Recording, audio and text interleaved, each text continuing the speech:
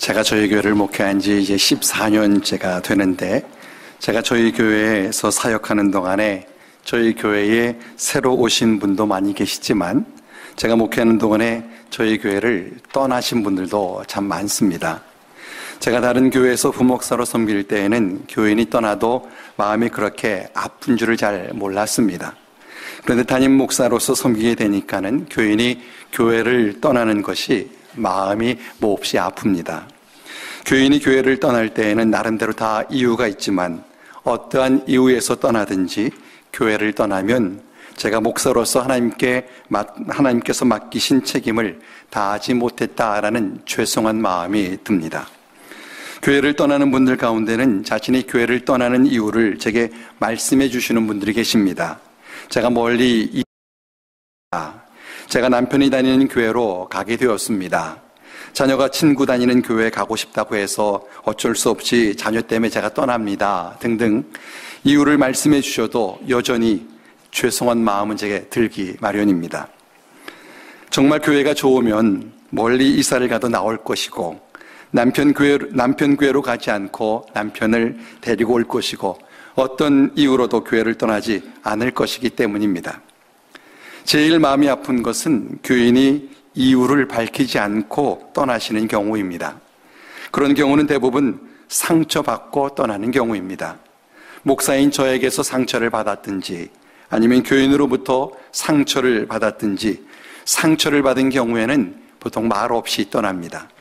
그런 분들은 연락을 해도 연락을 받지를 않거나, 연락해서 통화가 되어도 정말 그 이유를 여쭤도 진짜 이유를 말씀하시지를 않습니다. 그만큼 본인에게 상처가 되어 말하고 싶지 않은 것입니다. 그럴 때는 정말 무슨 말을 해야 할지 참 막막한 마음이 듭니다. 이처럼 목회하면서 제일 힘든 것이 교인이 교회를 떠나는 것입니다. 저는 본문을 읽으면서 예수님도 따르던 자들이 떠날 때 마음이 참 많이 아프셨겠구나 하는 생각이 들었습니다. 본문 66절에 보면은 그때로부터 그의 제자 중에서 많은 사람이 떠나가고 다시 그와 함께 다니지 아니하더라 라고 기록하고 있습니다. 예수님을 따르던 자들 가운데 많은 사람이 떠났습니다. 그리고 그들이 다시는 예수님을 따르지를 않았습니다. 그러자 예수님께서 12 제자에게 너희도 가려느냐 라고 물으셨습니다. 오늘 설교의 제목이기도 합니다. 예수님께서 떠난 자들로 인해 마음이 많이 아프셨던 것입니다. 제가 설교를 이렇게 시작한다고 해서 여러분 가운데 혹시 어떤 분은 교회에 무슨 일이 있나 라고 생각하실지 모르겠습니다. 교회에 아무 일 없습니다. 정말로 교회에 무슨 일이 있다면 제가 이런 설교를 할 수 없습니다. 교회는 하나님의 교회이기 때문에 교회를 옮겨 다른 교회에서 신앙생활 할 수도 있습니다. 교회를 옮기는 것이 문제가 아니라 예수님을 떠나는 것이 문제입니다. 교회를 떠나기만 해도 목사의 마음이 그렇게 아픈데 예수님을 떠날 때 예수님의 마음이 어떠실까 하는 것입니다. 저는 우리 가운데 누구도 결코 예수님을 떠나는 일이 없기를 간절히 바랍니다. 요한복음 6장을 처음부터 쭉 읽다 보면은 한 편의 드라마를 보는 것 같은 마음을 갖게 됩니다. 6장 맨 앞에는 예수님께서 오병이어로 많은 사람을 먹이신 기사가 기록되어 있습니다. 한 아이의 도시락인 보리떡 5개와 물고기 2마리로 5,000명을 먹인 것은 정말 대단한 일입니다. 그래서 이것을 경험한 사람들은 예수님을 억지로라도 붙잡아서 자기들의 임금 삼으려고 했습니다. 예수님이 자신들의 임금이 된다면 먹는 걱정은 하지 않고 살 수 있을 것 같다라고 생각한 것입니다. 오늘날 우리는 먹는 것이 너무 많아서 고민을 합니다. 뭐를 먹어야 살이 덜 찔까? 뭐를 안 먹어야 건강에 좋을까 하는 것을 고민합니다. 그러나 한국 사람들도 먹을 것이 없어서 아침 인사로 초반 드셨습니까? 라고 인사하던 때도 있었습니다. 예수님 당시에도 먹을 것이 넉넉하지 않았습니다. 그래서 사람들의 주 관심사가 먹는 것이었습니다. 그래서 예수님께서 저들의 먹을 것을 해결해 주신 것입니다. 그러나 예수님께서 저들의 먹을 것을 해결해 주신 것은 단순히 저들의 먹는 것만 위한 것이 아니었습니다. 예수님께서 저들의 먹을 것을 해결해 주신 것은 예수님이 하나님의 아들이신 것을 저들로 알게 하시기 위함입니다. 예수님이 저들의 영적인 문제를 해결하실 그리스도시라는 것을 알게 하시려고 저들에게 이적을 보여주신 것입니다. 그런데 저들은 육신적으로 먹는 것만 생각하여서 예수님을 따라다니면 굶지 않을 것 같고 예수님을 임금 삼으면 먹는 문제가 다 해결될 것 같이 생각한 것입니다. 이처럼 저들이 오병이어 사건을 통해 예수님께 잘못된 기대를 갖자 예수님께서는 저들을 떠나 혼자 산으로 가셨습니다. 예수님께서 저들을 떠나는 것을 통해서 저들의 임금될 생각이 없고 자신은 저들의 먹는 문제를 해결하러 온 것이 아니라는 것을 보여주신 것입니다. 예수님께서 저들을 떠나 산으로 가시자 12제자는 배를 타고 가버나움으로 갔고 제자들이 떠나자 사람들도 집으로 돌아갔습니다. 그리고 이튿날이 되자 사람들은 예수님을 찾아서 어저께 예수님께서 떡을 먹여주셨던 그곳으로 다시 찾아왔습니다. 제자들이 배를 타고 바다를 건너갈 때에 예수님은 그 배에 함께 타지 않으셨기 때문에 예수님께서 산에 가셨다가 그곳에 와 계실지도 모른다라고 생각한 것입니다. 그러나 예수님은 그곳에 계시지 않았습니다. 그러자 저들은 예수님을 찾아 배를 타고 가버나움으로 갔고 그곳에서 예수님을 만나자 언제 여기 오셨습니까? 라며 반가워했습니다. 그때 예수님께서는 저들에게 너희가 나를 찾는 것은 표적을 본 까닭이 아니라 떡을 먹고 배부른 까닭이다 라고 하셨습니다. 저들이 예수님에게서 그리스도이신 것에 대한 표적을 보았기 때문에 예수님을 찾은 것이 아니라 어제 먹었던 떡 또다시 먹고 싶어서 찾은 것이라고 말씀하신 것입니다. 그러면서 예수님께서 썩을 양식을 위하여 일하지 말고 영생하도록 있는 양식을 위해 하라 하셨습니다. 예수님께서 저들이 육신의 문제에만 집착하지 않고 저들이 영적인 문제에 관심 갖기를 원하셨던 것입니다. 그래서 저들은 우리가 어떻게 하여야 하나님의 일을 할 수 있습니까? 라고 물었습니다. 저들이 하나님의 일이 영적인 문제다라고 생각한 것입니다. 그러자 예수님께서 하나님께서 보내신 일을 믿는 것이 하나님의 일이다 하셨습니다. 그러자 저들은 우리가 보고 당신을 믿도록 행하시는 표적이 무엇입니까? 우리 조상들은 광야에서 만나를 먹었습니다 라고 했습니다. 저들이 이렇게 말하는 것은 예수님께 당신이 모세처럼 우리에게 만나를 매일매일 내려 먹게 하신다면 우리가 당신을 믿겠습니다 라고 말한 것입니다. 이처럼 저들은 영적인 것을 생각하면서도 육적인 것을 늘 결부시켜서 생각을 했습니다. 그만큼 저들이 육적인 문제에 붙잡혀 산 것입니다. 그러자 예수님께서 하나님께서 주시는 떡은 하늘에서 내려 세상에 생명을 주신 것이니라 라고 했습니다. 예수님께서 이렇게 떡 얘기를 하시자 저들은 귀가 번쩍 열려서 이 떡을 항상 우리에게 주소서라고 했습니다. 생명을 주는 떡이면 그 떡 먹으면 육신이 죽지 않을 것이다 라고 생각을 한 것입니다. 그러자 예수님께서 내가 하늘에서 내려온 것은 내 뜻을 행하려 함이 아니요 나를 보내신 이의 뜻을 행하려 함이다 라고 하셨습니다. 예수님께서 자신이 하늘에서 내려왔다라고 하시자 사람들은 그가 요셉의 아들인데 어찌 하늘에서 내려왔다 하느냐라며 수군거렸습니다. 저들이 말도 안 된다라고 생각한 것입니다. 그러자 예수님께서 너희는 수군거리지 말라. 나는 하늘에서 내려온 살아있는 떡이니 사람이 이 떡을 먹으면 영생하리라. 내가 줄 떡은 곧 세상의 생명을 위한 내 살이니라 하셨습니다. 그러자 저들은 이 사람이 어찌 능히 자기 살을 우리에게 주어 먹게 하겠느냐라며 소란이 일어났습니다. 그러자 예수님께서 내 살을 먹고 내 피를 마시는 자는 영생을 가졌고 마지막 날에 내가 그를 다시 살리리니 내 살은 참된 양식이요 내 피는 참된 음료로다. 내 살을 먹고 내 피를 마시는 자는 내 안에 거하고 나도 그의 안에 거하나니 살아계신 아버지께서 나를 보내시며 내 아버지로 말미암아 사는 것 같이 나를 먹는 그 사람도 나로 말미암아 살리라 하셨습니다.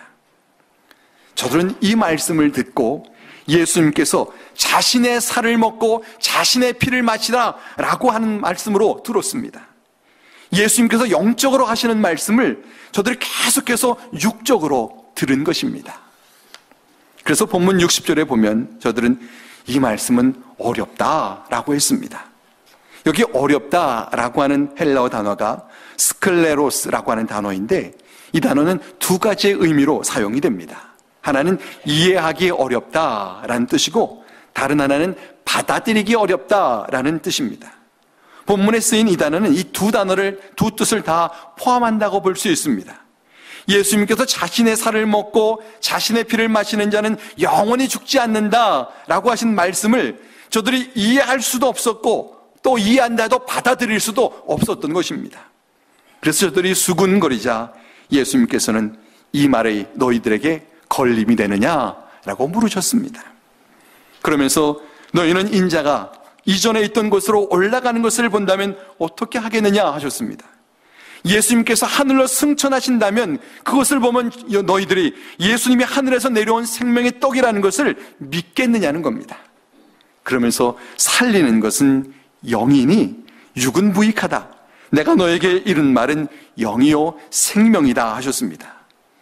이처럼 예수님께서 저들에게 영에 대해서, 영적인 것에 대해서 말씀을 하시자 저들은 그것을 이해하지 못하고 점점 더 냉랭한 반응을 보였고 예수님께서 너희 중에 믿지 아니하는 자들이 있다라고 하셨습니다. 저들이 믿을 수도 없고 받을 수도 없었던 겁니다. 예수님의 말씀을 들으면서 이해하도 못하고 믿지도 못하고 받지도 못하는 저들은 예수님에게서 자들이 얻을 수 있는 것이 없다라고 생각하여 예수님을 떠났습니다. 예수님께서는 저들을 위해 자신이 살을 찢기시고 피를 흘려서 자기의 목숨을 저들의 대성물로 주어서 저들에게 영생을 얻게 하려 하시겠다라고 말씀하시는데 저들은 예수님에게서 얻을 것이 없다라고 생각하여 예수님을 떠난 겁니다. 저들이 예수님을 떠나자 예수님께서 12 제자들에게 너희도 가려느냐라고 물으셨습니다. 너희도 저들처럼 육적인 것을 찾아 나를 떠나려느냐라고 물으신 것입니다. 예수님께서 자신을 떠나는 저들을 보면서 실망하시고 마음이 아프셨던 겁니다. 그러자 베드로가 주여 영생의 말씀이 주께 있사오니 우리가 누구에게로 가오리까? 라고 했습니다. 베드로가 예수님을 떠나지 않겠다라고 하는 말을 정말 멋있게 한 것입니다. 이것이 요한복음에 나오는 이 베드로의 고백입니다. 신앙 고백입니다. 베드로가 이렇게 대답했을 때에 예수님께서 얼마나 기뻐하셨을까요? 저는 예수님께서 이 고백을 듣고 얼마나 하셨을까 하는 것을 한번 이렇게 생각해 보았습니다. 자녀들이 집을 떠나서 아내가 마음이 좀 울적한 김에 남편에게 그저 하는 말이 당신도 떠날 거예요 라고 농담 삼아 말을 하는데 남편이 나의 행복이 당신에게 있사오니 내가 어디로 가오리까? 라고 고백을 한다면 아내가 얼마나 좋아할까요? 남성들은 안 오시고 여성들만 다 웃으시네요. 그렇게 얘기하길 바라시는 것 같습니다. 아마 무척 기쁘실 것입니다. 베드로의 고백을 들으신 예수님이 이것과는 비교도 할 수 없을 만큼 대단히 기쁘셨을 것입니다. 저는 우리도 베드로처럼 고백하게 되기를 바랍니다. 아무리 사람들이 떠나도 아무리 사람들이 예수님 모른 척해도 나는 절대로 예수님 떠나지 않겠습니다. 영생의 말씀이 예수님께 있는데 내가 예수님을 떠나 어디로 가겠습니까? 나는 끝까지 예수님께 꼭 붙어 있을 겁니다 라고 고백하게 되기를 간절히 바랍니다. 그러면 우리가 어떻게 하면 베드로와 같이 고백하며 예수님을 떠나지 않을 수 있을까요? 오늘 본문이 내용이 어렵기도 하고 길기도 하기 때문에 구절구절 보기보다는 이 가운데서 세 가지를 한번 생각해 보려고 합니다.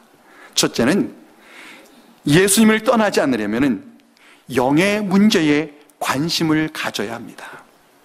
육신적인 문제에 관심을 가지면 예수님을 떠나게 됩니다. 그러나 영의 문제에 관심을 가지면 예수님을 떠나지 않을 수 있습니다. 예수님을 떠난 사람들은 예수님에게서 육의 문제를 기대했던 사람들입니다. 저들은 예수님을 통해서 잘 먹고 병들지 않고 편안한 삶을 살 것을 기대했습니다. 그런데 예수님께서 영의 문제에 대해서 말씀하시고 예수님께서 자신들이 기대하는 것에 대해서는 말씀하지 않으시니 저들이 실망 안에서 떠난 것입니다. 저들이 영의 문제에는 관심이 없었던 겁니다. 그러나 예수님은 우리의 영의 문제를 해결하기 위해서 오셨습니다. 비록 이 땅에 오셔서 병자를 고치시고 오병이어로 5,000명을 먹이셨어도 그것은 육을 위한 것이 아니라 영을 위한 것이었습니다. 그것을 통해서 예수님이 우리에게 영생을 주시는 분임을 알게 하신 것입니다. 그래서 63절에 예수님께서 살리는 것은 영이니 육은 무익하니라. 내가 너에게 이른 말은 영이요 생명이라 하셨습니다. 이처럼 예수님을 떠난 자들은 예수님과의 핀트가 맞지를 않았습니다. 예수님은 영을 말씀하시는데 저들은 육을 생각한 것입니다. 그러니 저들이 예수님의 말씀을 뜬구름 잡는 이야기로 들을 수밖에 없었을 것입니다. 예수님께서는 정말 값으로는 계산도 할 수 없는 엄청난 보화를 주겠다라고 말씀을 하시는데 저들은 그것은 관심이 없고 그저 하찮은 일용할 양식 먹는 것 여기에 관심을 가지며 그것 주시지 않는다라며 생각하며 실망하고 떠난 것입니다. 저는 우리 모두가 영에 관심 갖게 되기를 간절히 바랍니다. 예수님을 통해서 영의 것을 기대하시기를 바랍니다. 영의 것을 보이기 위해서는 믿음을 가져야 합니다. 그래서 64절에 예수님께서 너희 중에 믿지 아니하는 자들이 있느니라 하셨습니다. 믿지 않기 때문에 예수님의 말씀이 영의 것으로 보이지가 않는 것입니다. 69절에 보면은 베드로가 이렇게 고백을 합니다. 우리가 주는 하나님의 거룩하신 자신 줄 믿고 알았사옵나이다. 예수님이 하나님의 거룩하신 자이신 것을 믿고 알았다라고 했습니다. 자신이 이해하고 믿었다라고 말하지 않고 믿고 알았다는 겁니다.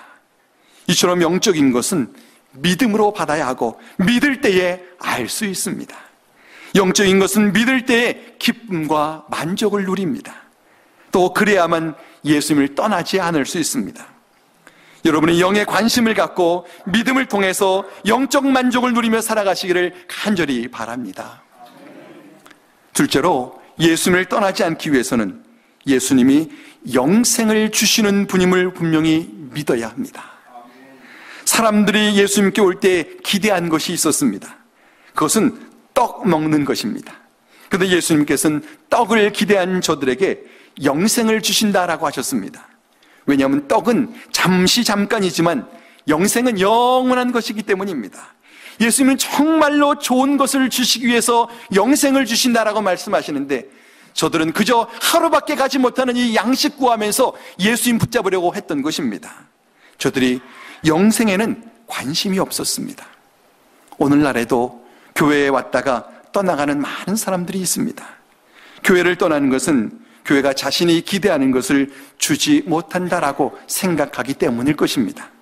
그러나 교회는 나의 기대를 채우기 위해 나오는 데가 아니라 예수님의 기대를 충족시켜드리기 위해서 나오는 것입니다.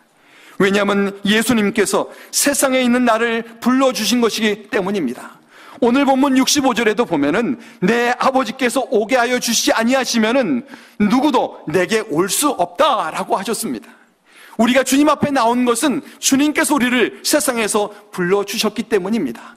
그렇기 때문에 내 원하는 것, 내 기대를 채우기 위해 우리가 여기 있는 것이 아니라 우리를 불러주신 주님의 기대를 채워드리기 위해 여기 있는 것입니다.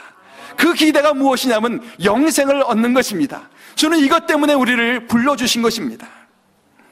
그런데 저들은 영생의 가치를 몰랐습니다. 예수님께서는 사람들이 예수님을 떠나자 제자들에게 너희도 가려느냐라고 물으셨습니다. 예수님께서는 저들이 예수님을 떠나지 않기를 바라셨던 겁니다. 그 이유는 예수님께 함께 있어야만 영생을 얻을 수 있기 때문입니다. 그래서 사람들이 예수님을 떠날 때 예수님께서는 안타깝고 마음 아파하셨습니다. 그러나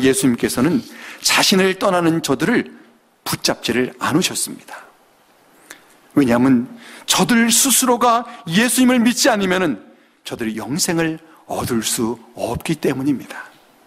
그런데 예수님께서 너희도 가려느냐라고 물으실 때 베드로가 주여 영생의 말씀이 주께 있사오니 우리가 누구에게로 가오리까? 라고 대답을 했다는 겁니다. 베드로가 예수님을 떠나지 않는 이유는 함께 지내는 제자들이 좋아서도 아니고 예수님 덕분에 떡을 먹어서도 아닙니다.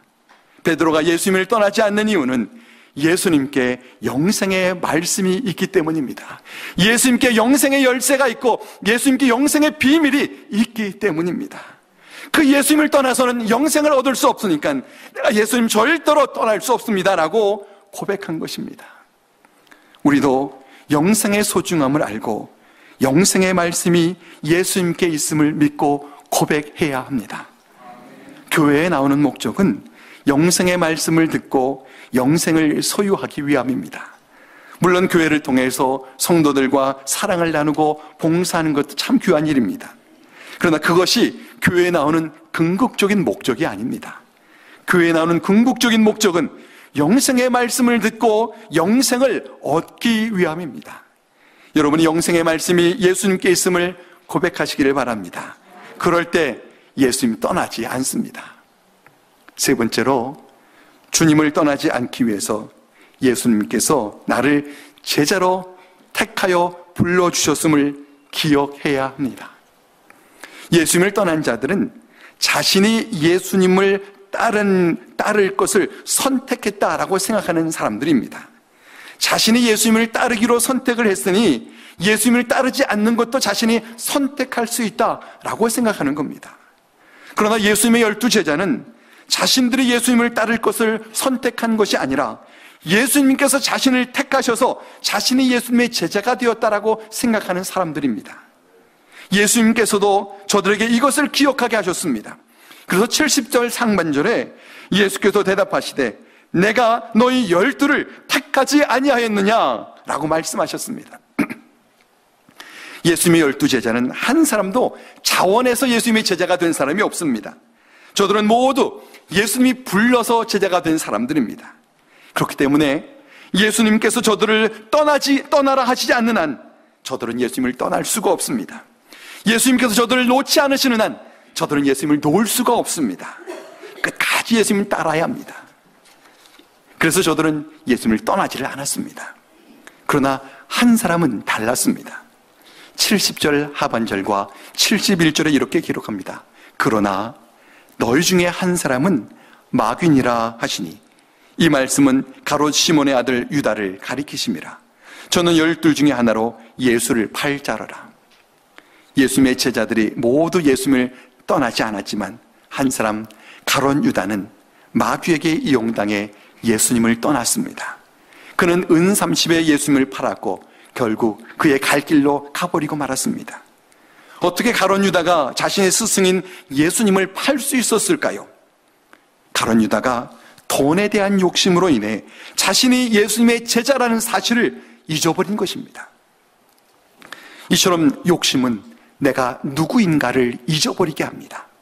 우리가 예수님의 제자로 사는데 있어서 가장 큰 방해거리는 바로 욕심입니다.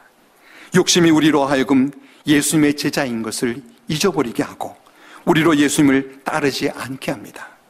아나니아와 삽비라 사건을 우리가 잘 압니다. 욕심이 눈이 어두워서 자신이 누구인가 하는 것을 저들이 망각했습니다. 자신이 누구인가를 망각하면 누구라도 엉뚱한 길로 가버릴 수밖에 없습니다. 예수님의 제자들도 돈이 필요합니다. 그래서 예수님께서 가롯 유다에게 돈 주머니를 맡게 하셨습니다. 그러나 돈도 자신이 예수님의 제자라는 인식 속에서 사용해야지 자신이 예수님의 제자라는 것을 기억하지를 못하면 돈의 노예가 되고 맙니다. 돈의 제자가 되고 맙니다. 돈 때문에 예수님을 떠나는 일도 생길 수가 있습니다. 중요한 것은 내가 예수님의 제자라는 사실을 잊지 않고 기억하는 겁니다. 그리고 예수님의 제자로서의 품격을 지키는 겁니다. 예수님의 제자가 어떻게 담배 피우며 술 먹고 도적질하고 싸움질하고 사기치고 불륜을 저지를 수 있습니까? 예수님의 제자라는 것을 인식한다면 결코 그럴 수 없습니다. 하나님이 두려워서도, 예수님께 부끄러워서도 그럴 수가 없습니다. 그래서 예수님께서는 우리가 예수님의 제자인 것을 기억하기를 원하십니다. 베드로를 비롯한 예수님의 제자들이 예수님께서 돌아가신 후에 저들이 자신이 예수님의 제자라는 것을 잠시 잊었습니다. 그래서 저들이 전에 하던 대로 물고기 잡으러 갔습니다. 그런데 부활하신 예수님께서 바닷가에서 그들을 만나셨습니다. 베드로에게 네가 나를 사랑하느냐라고 3번을 물으시고, 베드로가 주님을 사랑합니다라고 3번을 대답할 때마다 내 양을 말씀하셨습니다. 베드로가 자신이 예수님의 제자라는 사실을 잊고 있을 때 예수님 찾아오셔서 다시 그로 하여금 그가 예수님의 제자라는 것을 기억하게 하신 것입니다. 내가 예수님의 제자라는 바른 인식과 기억이 나로 하여금 예수님의 제자답게 살게 합니다. 그리고 예수님을 떠나지 않게 합니다. 베드로가 영생의 말씀이 주께 있사오니 우리가 누구에게로 가오리까라고 고백하는 것은 저는 예수님의 제자입니다. 어떤 경우에도 예수님의 제자임을 예수님을 떠나지 않겠습니다 라고 고백하는 것과 같습니다. 이 고백이 우리로 예수님을 떠나지 않게 합니다. 사랑하는 성도 여러분, 우리가 어떤 경우에도 예수님을 떠나지 않기를 간절히 바랍니다. 아무리 실망스러운 일이 있어도, 아무리 마음 아픈 일이 있어도 결코 예수님을 떠나지 않길 바랍니다. 그러기 위해서는 우리가 영의 문제에 관심을 가져야 하고, 예수님께서 우리에게 영생을 주시는 분임을 분명히 믿어야 하고, 예수님께서 나를 제자로 택해 주셨다는 사실을 기억해야 합니다. 그럴 때에 주님, 영생의 말씀이 주님께 있사오니 내가 네게로 가오리이까 라고 고백할 수 있습니다. 어떤 경우에도 예수님을 떠나지 않고 끝까지 예수님 붙잡고 살아가는 우리 모두가 되기를 주의 이름으로 간절히 축원합니다. 기도하겠습니다.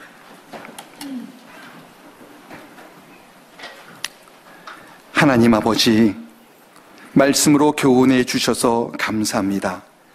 우리가 어떤 경우에도 예수님을 떠나지 않고 오직 예수님만 붙잡고 살기를 원합니다. 그러기 위하여 영의 문제에 관심을 갖고 예수님께서 영생을 주시는 분임을 믿고 예수님께서 나를 제자로 택하셨음을 기억하며 살게 하옵소서. 그래서 베드로처럼 영생의 말씀이 주께 있사오니 내가 누구에게로 가오리까라고 고백하며 사는 우리 모두가 되게 하옵소서. 예수님의 이름으로 간절히 기도하옵나이다. 아멘.